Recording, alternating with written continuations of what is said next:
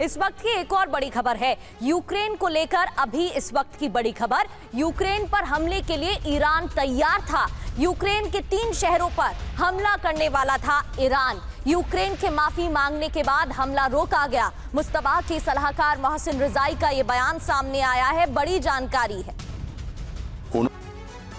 तो ये Iran Ukraine में युद्ध होते होते रह गया। ईरान ने क्या कहा जल्द आपको एक बार फिर बता दें, क्योंकि यूक्रेन पर हमले की पूरी तैयारी हो चुकी थी।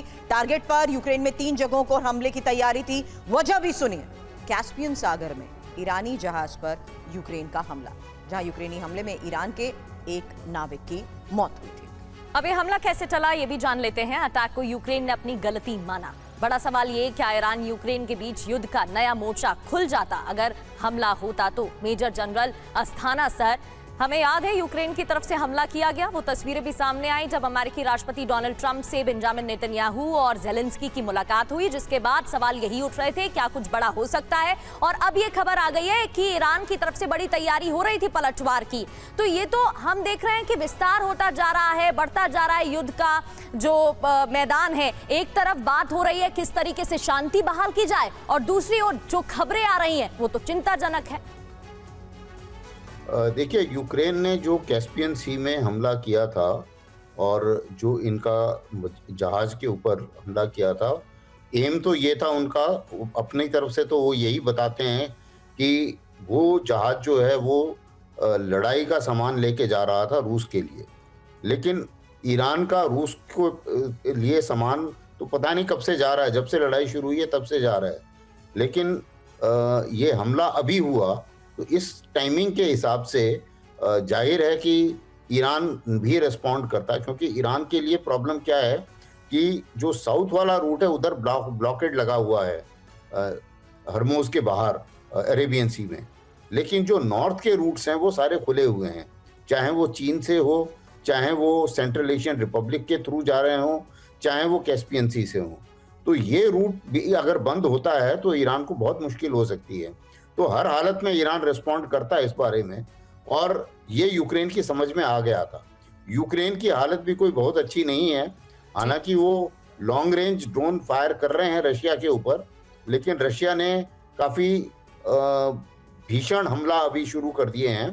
तो उस लिहाज से यूक्रेन भी शायद इसमें घुसना नहीं चाह रहा होगा, और जाहिर है कि कुछ ना कुछ बातचीत यूक्रेन और ईरान के बीच में हुई होगी, तभी ये स्टेटमेंट सामने आई है। और इसमें कोई शक नहीं है कि ईरान की रेंज में यूक्रेन के सिटीज हैं, और अगर ईरान चाहता तो यूक्रेन में हमला कर सकता था, और वो रेंज में अभी भी हैं।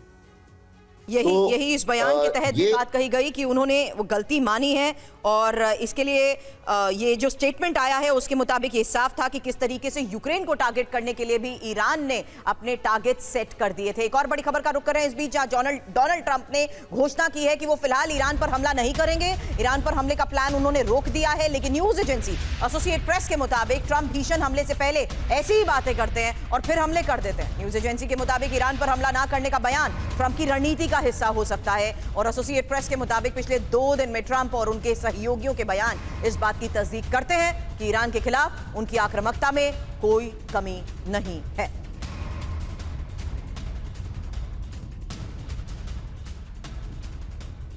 आपको बताते हैं पिछले 5 महीनों में डोनाल्ड ट्रंप ने कितनी बार ईरान पर हमला ना करने की बात कही, और ऐसा बयान देने के कुछ घंटों बाद ही ईरान पर हमला कर दिया गया, जिसकी अभी हम चर्चा भी कर रहे थे।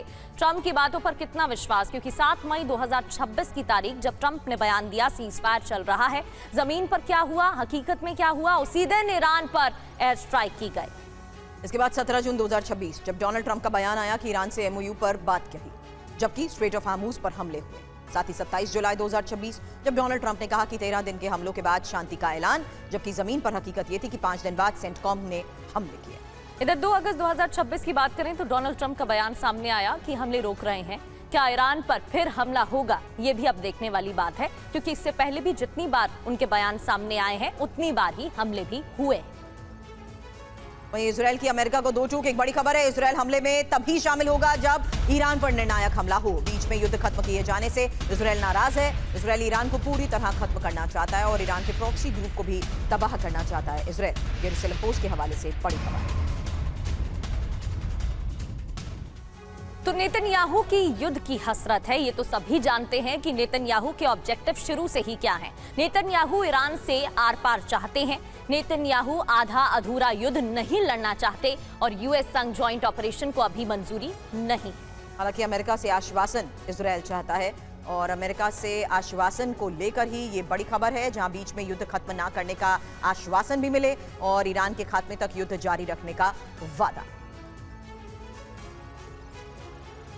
बढ़ते आगे एक और बड़ी खबर आपको बताते हैं। पश्चिम एशिया में इजरायल का सबसे बड़ा दुश्मन कौन है? ईरान, ऐसा मानता है इजरायल। ईरान के खिलाफ यूएई का रुख सख्त देखने को मिल रहा है। वॉल स्ट्रीट जर्नल की रिपोर्ट में दावा किया गया है डील के लिए ईरान पर दबाव जरूरी है। यूएई के मुताबिक हॉर्मुज पर कब्जा जरूरी। यूएई के मुताबिक अमेरिका को ग्राउंड ऑपरेशन पर विचार करना होगा।